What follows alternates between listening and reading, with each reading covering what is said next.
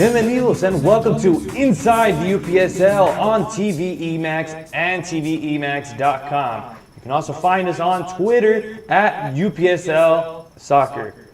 Hello everybody, I am your host Alex Naveja, and alongside with me is Carlos Torres, along with RF Vicari. We're going to talk all about the UPSL's news and newsmakers for the next 60 minutes. We're going to start off with off the top. First, gentlemen, let's talk about that game on Saturday. It was the Logrones taking on the Cal United FC. Ended up in a grudge match, 9-1, with Cal United FC taking the win on this one.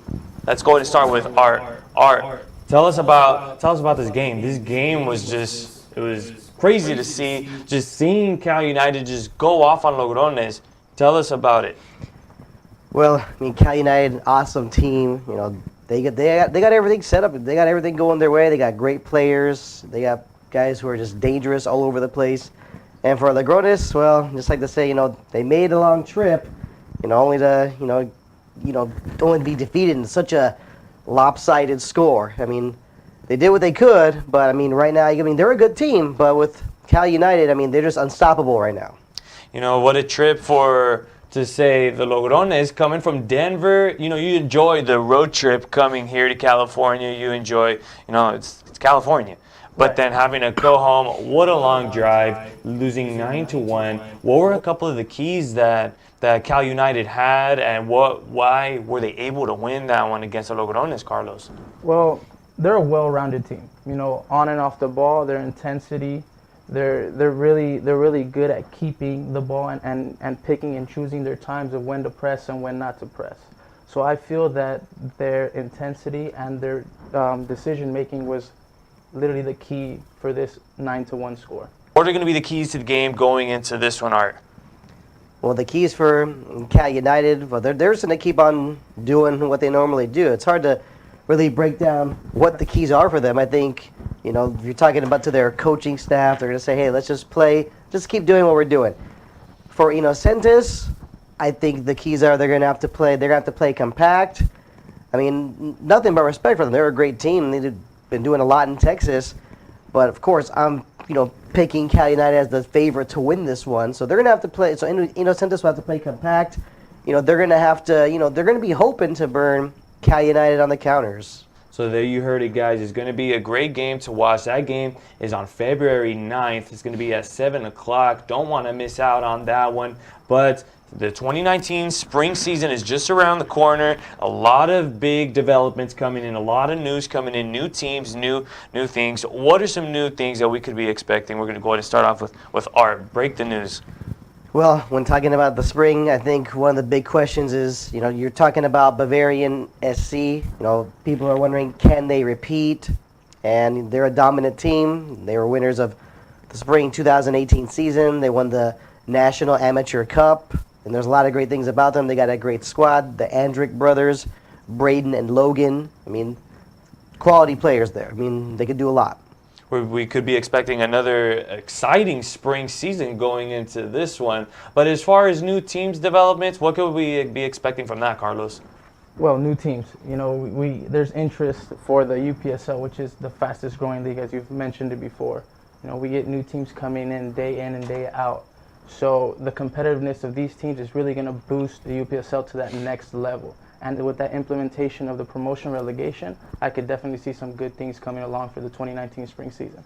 So there you have it, guys. 2019 spring is just around the corner, just about to get started here. That was the biggest news in the UPSL. But when we come back, Carlos is going to bring in a guest from Score Sports to talk about the exciting new partnership with the UPSL. People have been talking about the latest new developments coming in these last few weeks. But don't forget to stay up to date with the UPSL by following us in our social media platforms such as Twitter, UPSL Soccer. You don't want to miss out on that.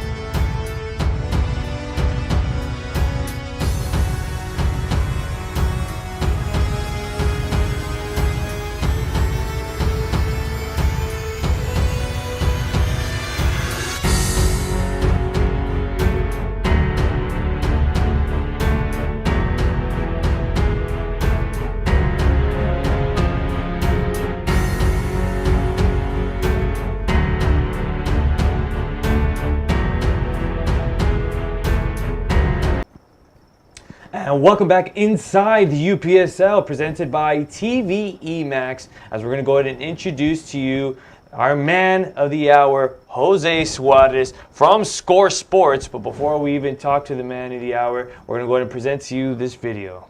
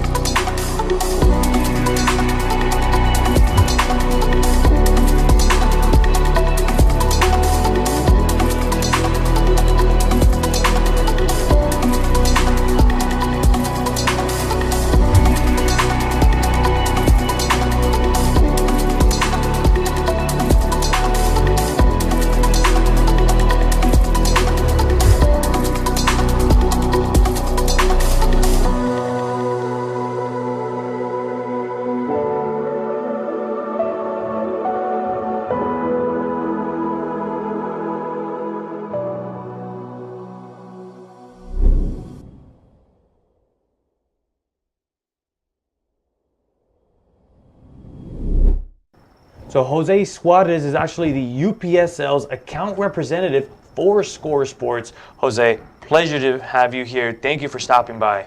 Thank you for having me. Happy to be here.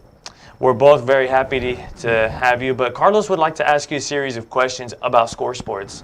All right, Jose, let's jump right into it. You ready, my man? Sure am. All right. So what was the key to making this partnership between Score and the UPSL happen?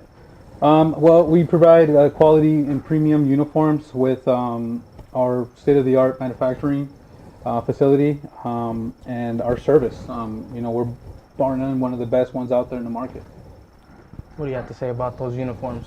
You know what? I've seen a couple of the uniforms, and wow, they're great. It makes me want to just tell the coaches, "Hey, coach, give me a jersey. I'm about ready to play. I want to jump in, and I just want to look good." And they look pretty stylish to me, if you ask me. Yeah, really that is one of the effects that does happen with coming with a Score uniform. I will say that. You get a lot more people, and you get a lot more attracted audience asking about, "Oh, look at these new jerseys. Last week I saw you with one jersey. Now this week you're with another one." So it's definitely a difference maker, and it really appeals to the audience and the people. Oh, look at these new jerseys. I want to see what's up with these new jerseys and see, like, Right. I want to know what's the deal. So with that being said, what do the UPSL teams benefit from this partnership between Score and the UPSL?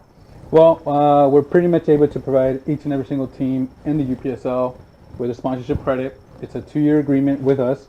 They get $500 credit per year, $1,000 combined, and with a $1,000 minimum spend.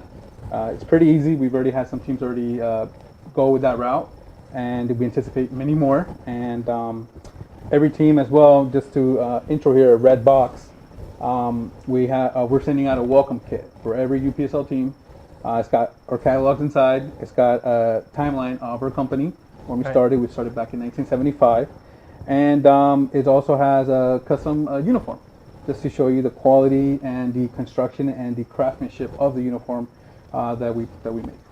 Are you specializing that box for every team that you send it out to, or is it just a kit that you guys have, a general kit to show and showcase what the material is? Every box is being specialized for each and every single team. What we're doing is we're able to insert an intro letter, and we're giving them their contacts as far as our company, Right. who they can reach out to. Each and every single team pretty much has a inside and outside support, and they're all going to get that information with the box. Okay, perfect. So with that being said, how can the teams process orders with you guys at Score? They can reach out to their contacts that they're going to be getting the boxes will be going out in the next week to 2 weeks, so they should be looking out for it pretty soon. And it's got their info there. They can reach out there, or they can hit us up on Instagram, Facebook, Twitter, you name it, or they can send us an email at sales@scoresports.com. That's perfect with those social media outlets. I mean, I would really recommend you stating your social media names for every Instagram, Twitter, and Facebook. Do you guys have specific ads that they can follow? We have our icons, of course, and no, they can just go on the website and they can find our information there, and or search us on Google. Watch out for him. He's going to be calling you to order a couple of uniforms. I'm going to be calling you maybe within these next couple of days. Just say, hey, Jose, it's me, Alex, again. Do you have any jerseys lying around that, you can let me just, I can just show off or anything like that. But along with the jerseys, you also do soccer balls as well. And I actually saw those in action on Saturday when I was out there in Irvine for the soccer game at Cal United, and also with the Logrones. I saw the new soccer balls. Looks really good. Yep. Little new technology with the soccer balls, right? Yeah, absolutely. I mean, we put a lot of hard work and effort into constructing this ball just for the UPSL, and we're very excited for it. I think it's going to be one of the best ones out there in today's in the industry. So far, what I've seen some of the players actually pretty happy with this new ball, and it actually looks pretty stylish. It makes me want to go out and play some soccer right now, even though lights are off and all that. I want to play some soccer now, just looking at the soccer ball itself. But so far, everything looks pretty good, Jose. And just a couple of questions myself. For other people, why should people choose Score Sports? We get that question quite a bit, and in all honesty, it's our manufacturing. I mean, we control our own, machines, and we're able to assemble the uniforms, make the uniform, decorate them, and get them out the door. Speed to market is the key here, and we control our own destiny. Okay, that's good. That's good. So, what can you say about your service to the members? How would you say your service to the UPSL members is, or what can you rate your service? Well, we're known in the industry for having the service all across the United States, even internationally with some of the teams that we service, overseas. But we've been renowned for that, and that's what's made us here through the hard work and discipline of our company. And we're going to be spreading that as well and giving that to all the UPSL teams. That's good. That's good. I guess that's what really makes you different from the competitors, right? Giving that customer satisfaction.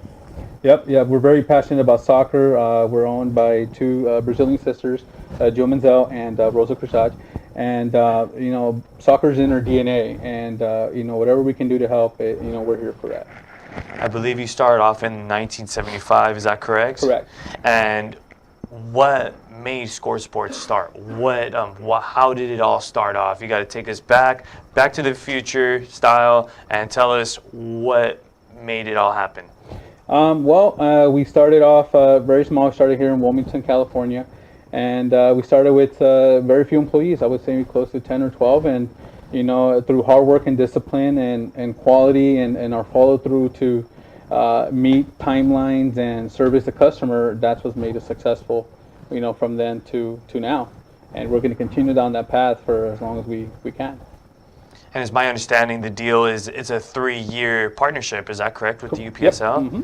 Okay, that's a long 3 years. I would say the UPSL is definitely going to enjoy this deal very much, looking at the very nice uniforms, along with the good quality uniforms, along with the ball itself. But what are some things that you're expecting from this deal as well? We're just expecting to hopefully talk to every single team, see how we can help. We have budgets to fit, a team that's just starting up, all the way through a team that's very well established with our custom uniform program. And I think we have pretty much everything from A to Z that we can help cover for those teams. That's good. That's really, really good. I just keep staring at that ball, and I just really want to, get your feedback on how players, coaches, managers, just the general public, react to this ball that you guys manufactured specifically for the UPSL. I think at some point, I saw it trending on Twitter when we launched it, but I'm not sure. But this ball, the feedback so far we've gotten has been tremendous. We couldn't be happier as far as the reception, the warm reception of the ball. and we're just psyched to have it out there in every single field that all the UPSL teams play. And of course, this will be starting off in the springs. That's correct. Every team will be playing with the new acquired balls. Yep, absolutely. Yeah, we're going to be getting them in the next week or two, and we'll be shipping them out as soon as we get them in. The spring semester, the spring season is going to be very exciting for the UPSL. Very stylish with the new jerseys along with the new balls, correct? Definitely to be very stylish. Something to look out for the spring 2019. Yep. Yeah, and for every team, I have a message for them. If there's anything that we can help with, give us a shout. We wanna hear from you and see how we can work together. Well, thank you for being with us, Jose. We really appreciate your time. It was a pleasure having you here. But we're gonna go ahead and step aside. But when we come back, we're gonna have the Mike Kuju Goals of the Year. Don't want to miss out.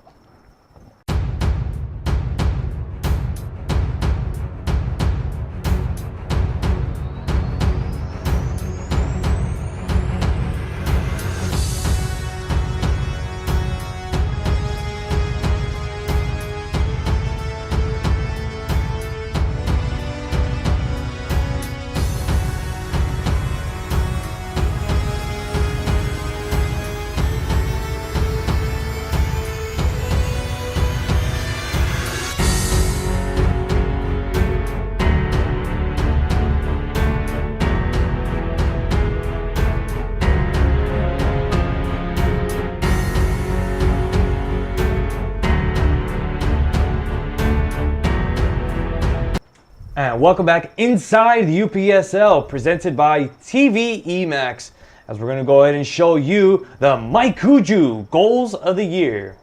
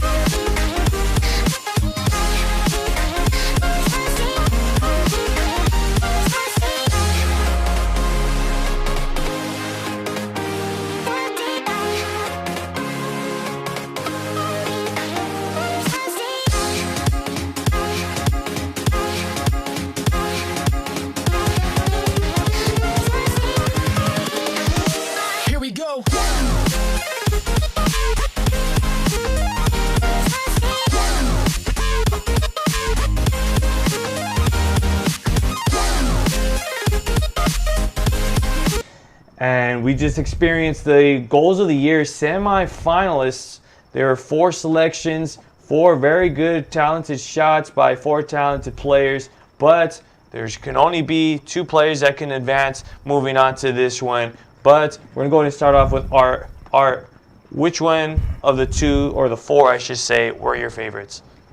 My favorite the one that's been my favorite for a while, Zuniga. I mean, that one that free kick from like basically near midfield, just defies logic. Unbelievable. Easy one for me to choose. What about yourself, Carlos? I'm going to go with my gut feeling. I'm sticking with Ceballos. Great shot, taking on 2 defenders, going away from goal, placing it at top right corner. Amazing technique. Man, I really like the Zuniga shot, because I mean, Ceballos' shot is a really good one, but Zuniga, wow, just having that distance away from the goalpost, almost midfield, like you said, Art, and being able to just bend the ball inward inside of the top right corner of the goalpost. Goalie couldn't even touch the ball. It just didn't even look real. Maybe they'll come out that movie, Bend It Like Zuniga. Oh, you never know. Hey, that could be a new movie. UPSL may want to produce that. That may be an idea, and maybe we could come out in the movie just saying the 3 of us possibly. It could be a definite possibility. I do not want to discard that at all. But I do definitely think that Mother Nature had a big role to play in that goal. How would you explain that? I mean, the wind, I guess you can see the shirts kind of moving here and there. Maybe the wind had something to do with that goal. I'm not saying it did, but it could be a definite possibility. I don't know. I don't want to take anything away from Zuniga's shot, but... Oh, definitely not. I don't want to take away anything from him, but I just want to go against you. You're always going up against me, Carlos. I have But to. you know what? You're going to be happy to know that Ceballos would advance to the next round. Along with his other competitor, it was going to be Emilio Mendez advancing to the next round, to the final round. So this final round is going to be Mendez versus Ceballos. Let's break it down. Art, let's start off with you. All right, well, I guess I'm going with Ceballos. Like the shot, just quality. I mean, it was such a tough angle. So I'm going with Ceballos. Now that I have to choose between Mendez and Ceballos. Hey, Art, do you really think we should ask Carlos right now? Because, I mean, we both know who Carlos is going to choose. Do we really ask him? We know. Come on, he's smiling. He's smiling. Okay, I know Carlos wants to share with us, but Carlos, go ahead and tell us who's going to the next round. I'm sticking with my gut, man. Ceballos, he's going to take it all. I feel it. It's a great shot. It's a great shot. Technique, hard shot, top right corner. Man, amazing. I must be a bandwagon because I also think Ceballos would probably be going to the next round. Not to take anything away from Mendez's shot. That was an absolute rocket shot to make it in. But I think Ceballos is going to go to the next round. But I hope you gentlemen like to swing it because we're going to go to take a quick break and we're going to go to the East Coast Swing.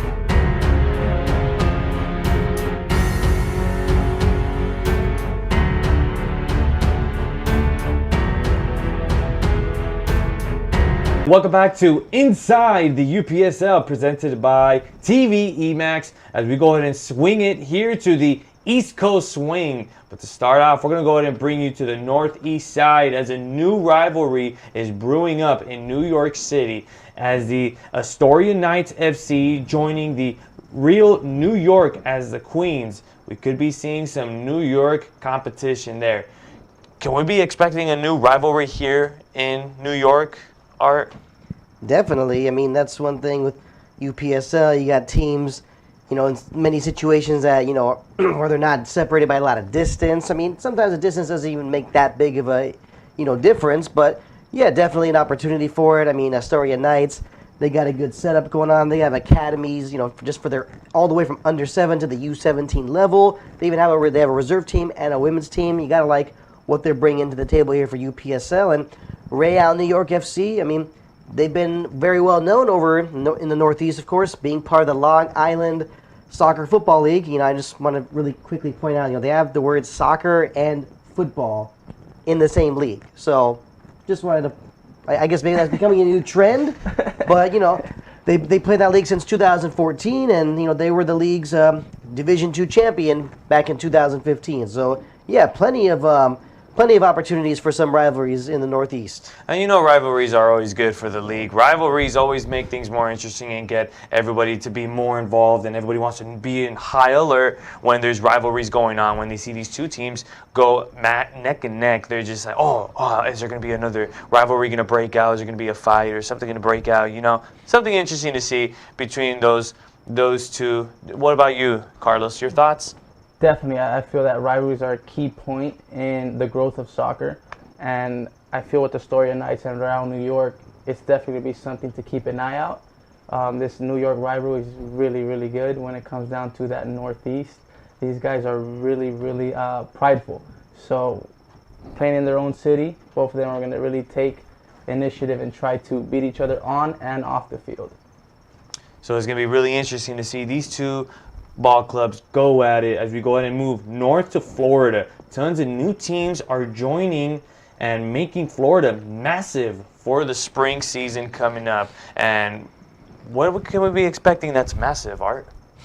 Well, just the fact that the number of teams joining Florida is just, the number keeps on increasing. And you have a lot of teams there it just brings in so many possibilities. I mean, you're wondering will there be another realignment with the divisions? I mean, if that keeps happening, it's gonna keep everyone busy. It might be, and it's gonna be exciting though at the same time.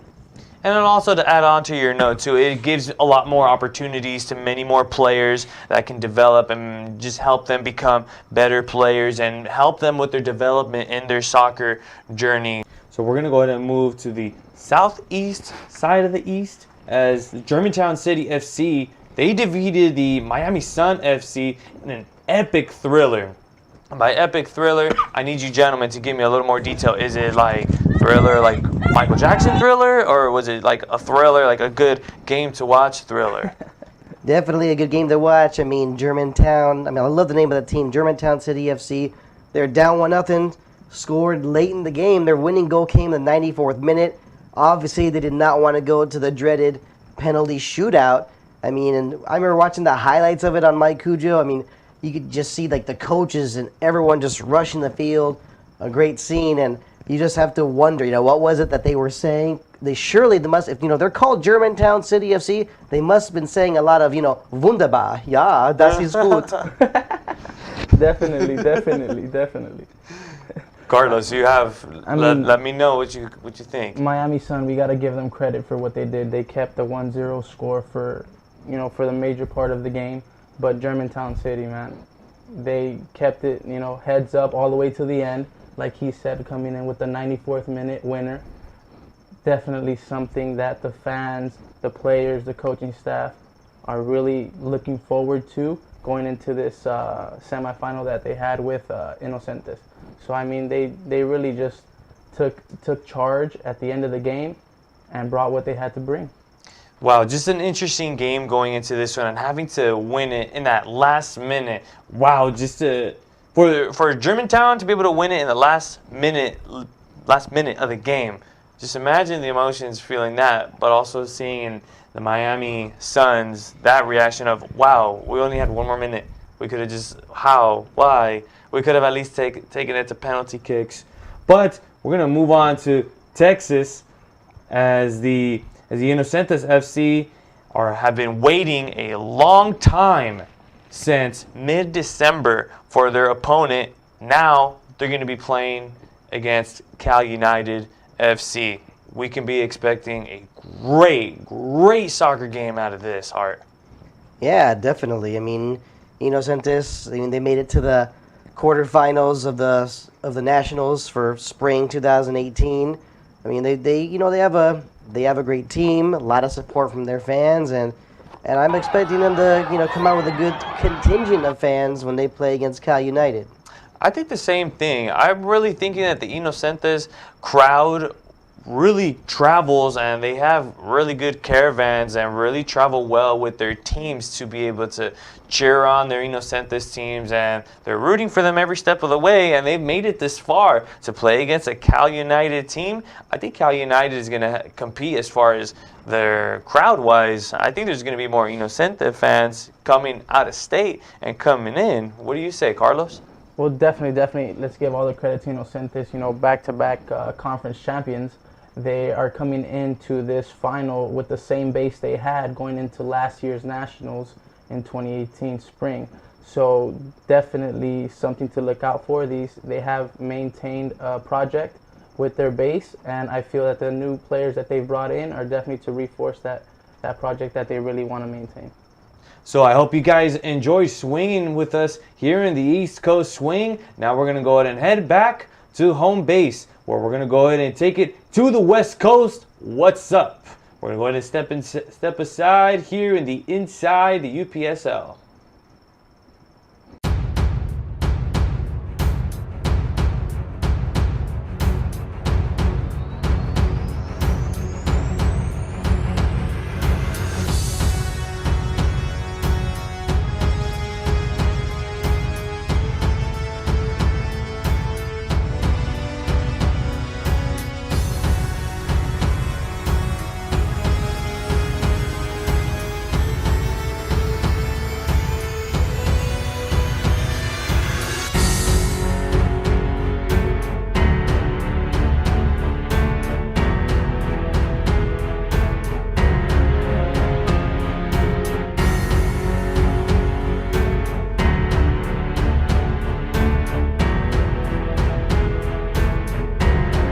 And welcome back to Inside the UPSL, presented by TVE Max. As we made our way to the East Coast swing, now we're going back to the West Coast. As we say, West Coast, what's up?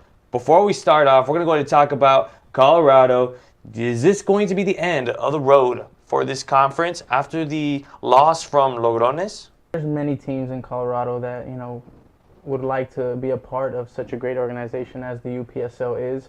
Let's give all the credit to Logrones. They made it really far in the national tournament, and just credit to them. They really came out and left it all on the pitch despite the score. But we're going to go ahead and move to the mountains. Do you think Boise FC Cutthroats, do you think it could be a natural player? Well, yeah, when it comes to Boise, Tyson Fox, great player. We've seen a lot from him. And, yeah, they definitely have a chance, to do some great things. They have one player that can be their role model, and they can be their star player, and that could be a player that they can learn from, and they can branch off from that and spread his knowledge along the field with all of his other teammates. But we're going to move to NorCal, as Jaza Redwood City has a 2018 to remember.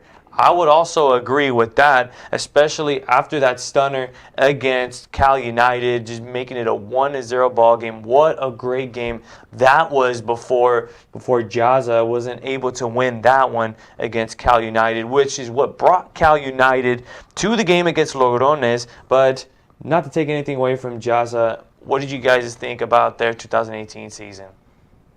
Well, it's a great season. They ended the season with an unfortunate loss to Cal United. They gave it their all. Like you said, they weren't able to maintain that score throughout the full 90 minutes, but they came out and just left it all on the pitch. They worked hard every minute, but unfortunately Cal United came out on top. And of course, Cal United, you're not used to seeing a 0-0 ball game throughout the whole entire thing. When you think Cal United, you think of the team that strikes early and just strikes real fast and always pinpoints the weaknesses of other clubs and really takes advantage of that and drives it home there. But what about yourself, Art? I know you have a lot to say about Jaza. Share with us. A lot of it's been said. They've lost only lost 1-0 to Cal United. They put in a great performance. Yes, definitely a lot to remember. They even had a good run into U.S. Open Cup qualifying. They lost 3-2 to IPS Marathon Taverna. That was just on the 18th of November, and they were losing 3-0. They lost 3-2, but they were losing 3-0. They had to start chipping away late. You kind of look back at that and wonder, did they join that party a little late? How much more different could it have been?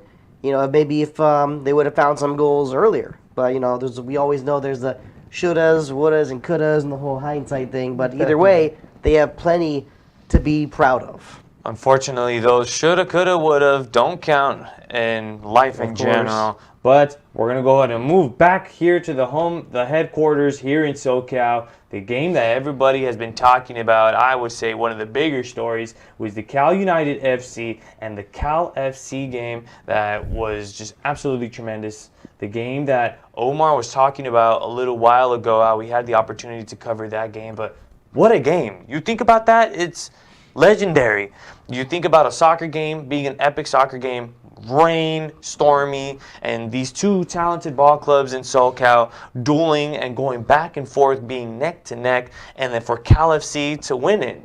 Like, what a story, I would say. But that's amazing, I'd say. Well, from the standpoint of Cal United, extremely disappointing. And I remember doing the call when they played that game the first time. That was the night the lights went out in Thousand Oaks. And it was 2-2, ready to go to stoppage, ready to go to extra time. Now, I was excited to see how that one would end. But, I guess I could say, with Cal FC winning on penalties, the way I looked at it, I felt like Cal United is the better team. But Cal FC found the way to win. So, yeah, amazing rainy game. I wonder what's going to, what kind of weather there'll be next time they play each other, when they cross paths. I would hope that it would be, again, your typical night, no rain or anything. But, you gentlemen have to admit, the rain added a little extra to it. It was like watching a movie, I would say. You're watching a soccer movie. two talented ball clubs going at it neck and neck, and for the rain to just be there, I think that's like a soccer movie. What about you, Carlos? Definitely, definitely. It was something great to, I didn't have the ability to be there, but I did catch those live coverages from Omar, and it's definitely gets you, at the edge of your seat, especially knowing that these two SoCal Giants are going head to head on rainy weather, something that you can see in England, that wet pitch. So definitely was a great game. Cal FC, kudos to them. They came off with the win, and let's see where they head next.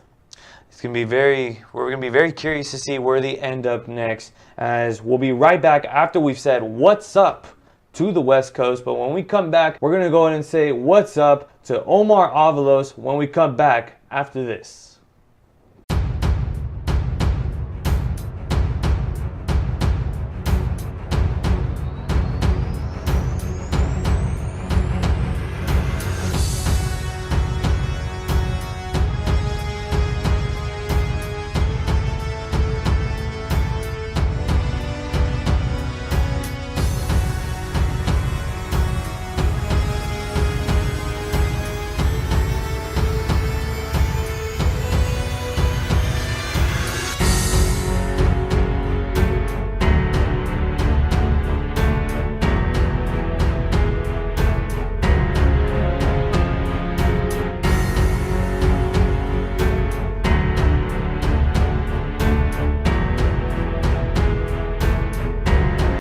And welcome back inside the UPSL, presented by TV Emax.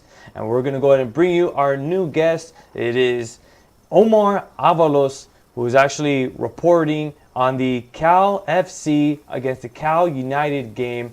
Omar, pleasure to have you here. Thanks for stopping by. Likewise. Thanks. It's good to be here. So Omar, what was it like being able to cover this game, and just what a game? Take us behind the coverage and the reporting. Well, it was quite a grind for both sides. I think it was an epic effort, or a brave effort on both sides. In terms of the weather, well, it was freezing and it was very wet, so I think conditions also had something to do with the outcome of the game. Not to take anything away from Cal FC, because they were resolute, resilient on defense. They defended as a unit, and then again, their goalkeeper, he saved the night, I think, for them. He had upwards of 5 or 6 shots before the penalties that he stopped. So overall, it was a great defensive effort by Cal FC, given that Cal United was such an offensive team and has been throughout the whole season. They created a ton of opportunities. They hit the crossbar, and they missed 2 PKs as well. So that could have been a very different story and a much different scoreline. It could have gone in Cal United's favor as well, I think. You were mentioning the weather playing a factor. You said it was raining, but I don't think it was the rain that was extinguishing the fire that was Cal United. I think it really was the defense of Cal FC. Two great SoCal soccer teams going at it, and the outcome of it being 0-1. Cal FC coming up with the win on that one. And what a good game. How would you describe the Cal United offense on that night? They generated a ton of opportunities again. They settled in and took possession and controlled the game. And towards the end, they had the momentum. The rain stopped, and I think maybe that was helping a bit. I go back to the weather, but again, not to take anything away from Cal FC, of course. But when Cal United settles in and they just do what they want, right, with knocking the ball around and generating attacks, they were just faced with one of the toughest defenses in the UPSL. Cal FC was a tough defensive team throughout the season as well. And it gets a little tough having the strongest offensive team against one of the toughest defensive teams. Right. And the same saying goes throughout sports: the best defense will win you games, which means it'll create the best offense in that scenario. So I think that's why Cal FC got the better end on that one. But going into this game, when you saw that you were going to go for this game, Cal FC versus Cal United, what were your expectations going into this? Well, I thought it would be a toss-up, given how in the prior game that was canceled, you had a 2-2 game, and Cal FC jumped on top of that 2-0, which was a stunner, I thought, but you saw Cal United again bring on that kind of vocation, where their comfort on possession to gradually take control of the game, which is a testament to what they're able to do. So going into it, I thought it would have been, I thought it was a toss-up, and it ended up being an epic grind going into overtime and penalty kicks. I think it was a fitting end to such a hard-fought game over 2 games, And what was your approach going into this game? You're gonna be the reporter for this game. You're gonna go cover this game. What was your approach going into this? Did you have a game plan? What was it? Well, I was interested in the tactics, in the formation that might have been applied or was applied. I think you see Cal FC with the 3-4-3, would look like a 3-4-3, strikers out wide, but very compact as a unit when it comes to defense and chomping down on defense, because they stopped a bunch of shots as a defensive unit. And when they were broken, or when Cal FC got past that defensive line, it was their keeper who stopped them. So I was interested in the tactics, and being out there, just tweeting about it was kind of improvised. It was very wet, and I didn't want to get phone damage. So Of course. but just got through it. There was no coverage, and that was the only voice out there getting the information out in real time. So I felt like it was kind of a duty to do it. Did you feel any sort of urgency on any of the teams, on Cal FC or Cal United, when you were out there? Did you feel that any of these teams felt like they had to win when they're out there? Definitely. You could definitely see the grind. Each one was grinding. Cal United, when they had the ball and momentum, towards the end, they were on top, again, creating a bunch of opportunities, missing the post by inches, hitting the crossbar, missing one penalty kick, and making another, missing some in PKs. And you had Cal FC, who also missed a penalty kick, which would have been a decisive goal. It would have ended it in the 120 minutes. So it was almost unbelievable, almost like a story scripted, like a movie script, the way it played out. Well, it seemed like it was a very dramatic movie, I would say, and definitely if you're a soccer lover, a very good game to have experienced. Just two ball clubs going at it back and forth, just firing and just staying 0-0, going up to 120th minute, still remaining 0-0, going into PKs, goes 6-7, and then it would be Cal FC winning that one. But just want to say thank you so much for stopping by with us, Omar, and we really appreciate sharing your knowledge here with us and for everyone watching here. But we're gonna go ahead and step aside, as we're gonna go ahead and bring back Carlos and Art for their final thoughts before we close it down. So we'll be right back.